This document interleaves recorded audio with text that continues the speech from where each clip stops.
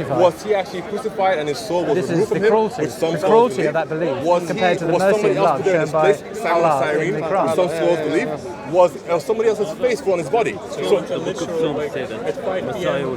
that would be great. The more detailed, the better is what I say. The more details you go into. Do you remember the reference? Very well, and you can have those discussions. Yeah, look it up. However, claiming as though the account of the crucifixion in the Quran is one-to-one with what it is in the Bible is completely inconsistent. No history.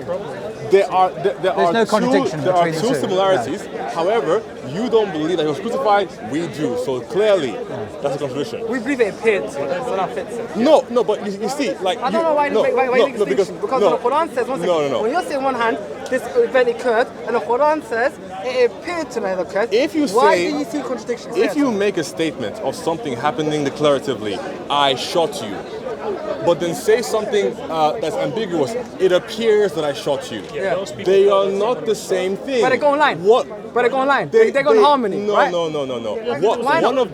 One of them is declarative because one of them is rooted in reality. I actually shot you. If it simply appears as though I shot you, then I could not have shot you. So that the two are not consistent. Okay. Yes. Do you believe that there were zombies walking in Jerusalem Oh, the zombie apocalypse. Yeah, exactly. In Matthew 27. They were not flesh-eating. They're vegetarian. Vegetarian zombies. It's a new thing, a new bid'ah in religion. They went back home and had dinner. Were they vegans, perhaps? Were they vegans or vegetarians? Went back home and had dinner. Kosher, of course. Kosher. Was it a parable or was it the historical fact that zombies walked into Jerusalem? So that is something that is something I agree that is sort of like talked about in both instances. Do you think it's history? By sort of like scholars of Christianity.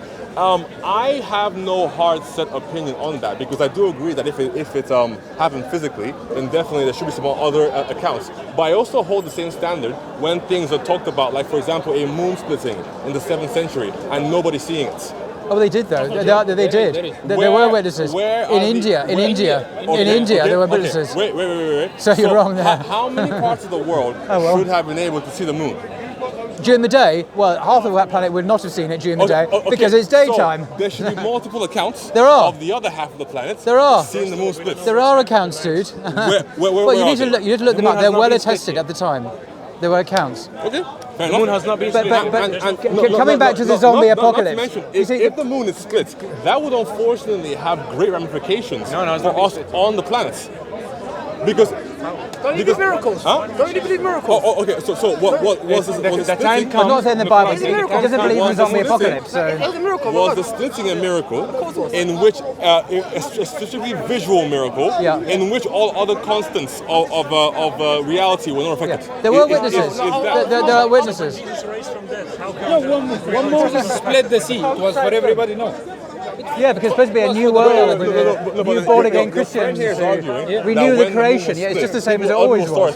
There's no difference. That's what Paul says. And it's written. Check them out. You know it's like the ayah said the time has come and the moon has been split. Because you're saying the moon has not been split yet from the Quran. The laws of physics. No. Wait. I said I believe it. I have read about it.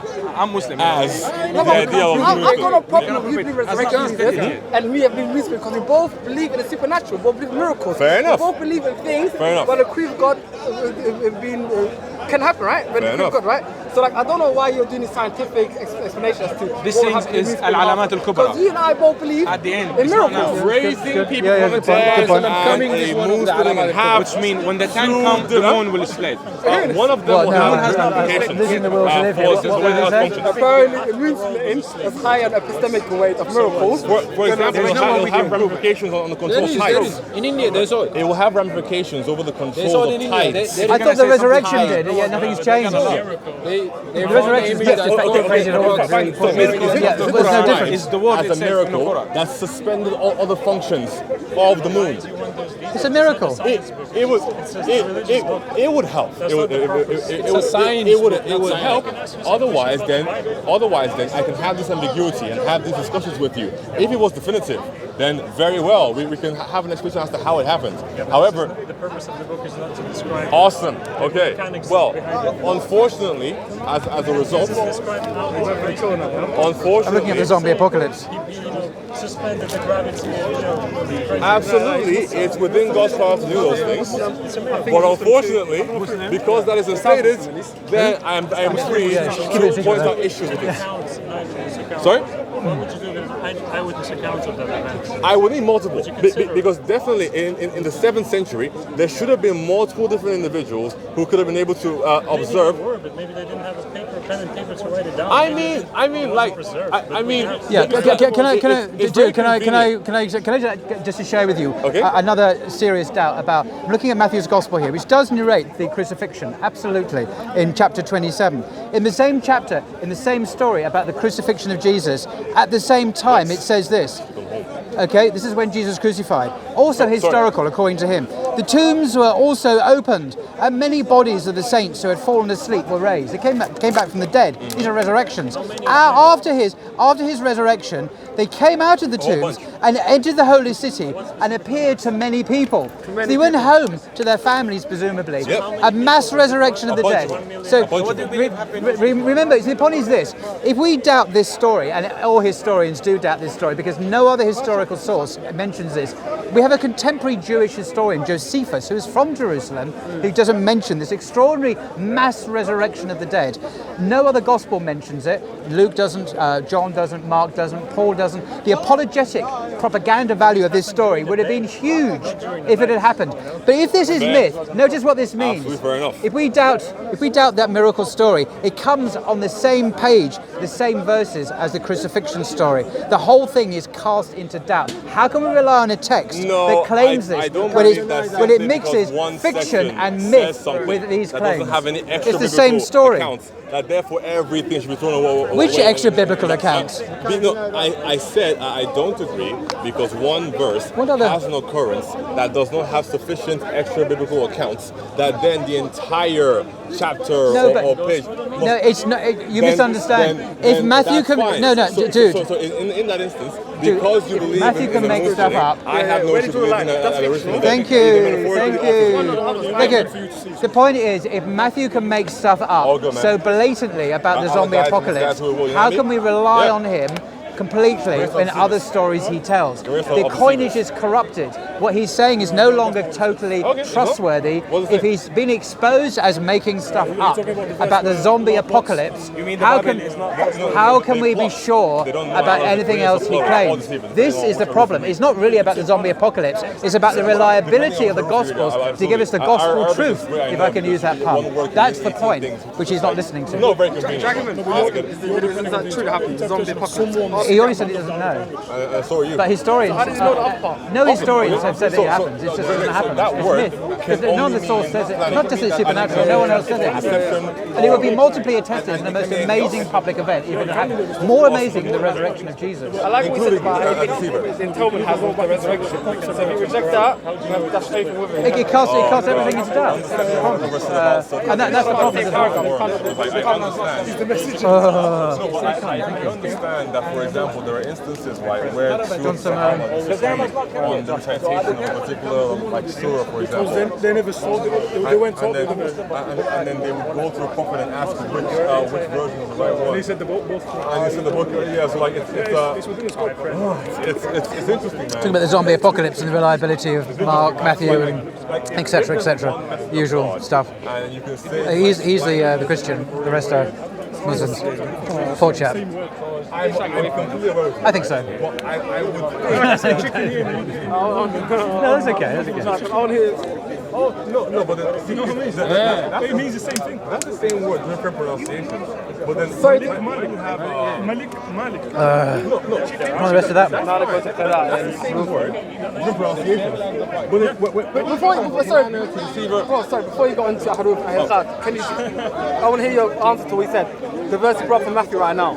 Yeah, the problem is if Matthew is shown to be unreliable historically. I already said that because one instance does not have sufficient extra biblical accounts of it occurring, does not then mean that you should throw away all the other occurrences in that same chapter or book. But that's not the point. Is that Matthew is making a story up from fiction. It's a myth. It's a falsehood. Not that there's not independent corroboration. There's an actual falsehood. Therefore, if he could do that about one story, it contaminates all him. How can we be reliable? No, it does not. There is no instance where by simply making one claim that does not corroborate with the physical reality, therefore everything else made is completely... but historians say that it's a made-up story, okay, and I agree with them. Historians therefore, say if he makes... and that is fine. Well, they all do. I've never come across an historian, to be honest, who ever says this actually happened. In this world, you can find anything you look for. No, these are Christians I'm talking about. Christians. Is it fictional? I think it doesn't necessarily matter if that story is... No, of course it matters. There's a mass resurrection of the dead in Matthew. It doesn't matter? It doesn't Matthew matter thought it mattered. if it's physical or not physical, because ultimately that has nothing to do with the core doctrines of Christianity. So if somehow believing in that...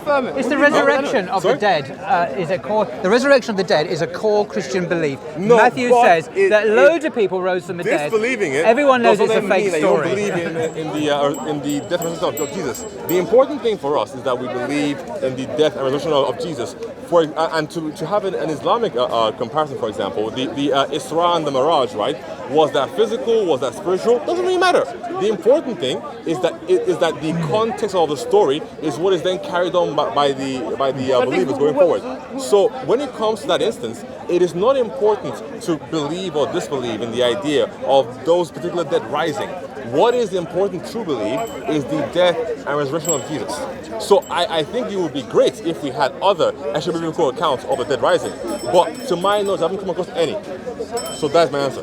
Yeah, but that's what it's a false story. The Bible says many things. So if someone is not a Christian, he would just look at it as a text, as a historical text. I think, but absolutely, and I think everything should be read in this context. That's all. I must say, this is kind of nice. Like normally, when I have, he's not going to listen. That's fine. The whole combo is pretty good. Yeah, whenever I talk to Muslims, it gets heated normally, but you guys are pretty good. So shout out to you. But back to the Matthew account. So you're saying it doesn't really matter. No, it doesn't. But as a Christian, Matthew did. Matthew did. He wrote about it. Yeah, That's fine. Well, yeah, he disagrees with you. But you accept this point though about being consistent, about the idea that if you're going to affirm the resurrection, if you're going to say that was fictional, then everything else, then the rest of the paragraph no, was resurrection. I don't agree. Why not? Because that's going to be consistent. It does not necessarily mean that, because simply because one thing does not have sufficient extra-biblical accounts does not mean that then everything else does not. No, it's not sufficient evidence. It's a false fabrication, made-up story. This is the consensus of historians. It's a made-up story. If as a result of this, think about you it. then want to look... True. Mass resurrections of the dead in broad daylight and left no trace on the historical record. No other gospel knows about it. And you imagine if you were a Christian in the... want to scrutinize this is the best argument. You can do that. This is the best argument. If you were a Christian in the early church and you knew that there'd been a mass resurrection of the dead in downtown Jerusalem at the moment Jesus was crucified, okay, no coincidence. Yeah, just as Matthew said, imagine it happened for a second and you were a Christian. What would you do? You sit there and say nothing. You wouldn't tell anyone, would you? Of course you wouldn't. You go out there and you preach about it. You say, isn't Jesus amazing? He rose from the dead. All these people rose from the dead. And it would be a fundamental part of Christian preaching and propaganda for years. And it would be all over the New Testament. And in fact, it would be all over the Jewish script. Everyone would know about this amazing story of the mass resurrection of the dead in broad daylight in Jerusalem at precisely the moment Jesus died. But the reality is, nothing, no one ever, no Christian ever made capital out of this extraordinary mass resurrection from the dead. What does that tell me? Common sense. The common sense is, it never happened. Even though there are just 2 little verses in Matthew, that's the only citation in history. No Christian ever used this for propaganda purposes in their preaching. And human nature tells me, human nature must tell you, of course you would make propaganda. You go out there and say, everyone, listen to this miracle. Jesus and the disciples committed.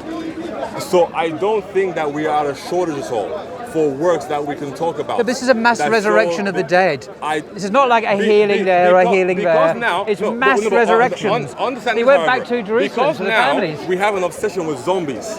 because of movies. Because now we do. Does not mean on a magnitude level that is pretty high, right? It's more spectacular than Jesus' resurrection. Because now we do, much more spectacular. I mean, talking about Jesus' resurrection. What about all these other resurrections? The yeah, in public. And they went home to their families, and no one knows about this. Suspicious. Very suspicious. By Jesus spitting on some dirt and rubbing it in his eyes. So I don't think there's any particular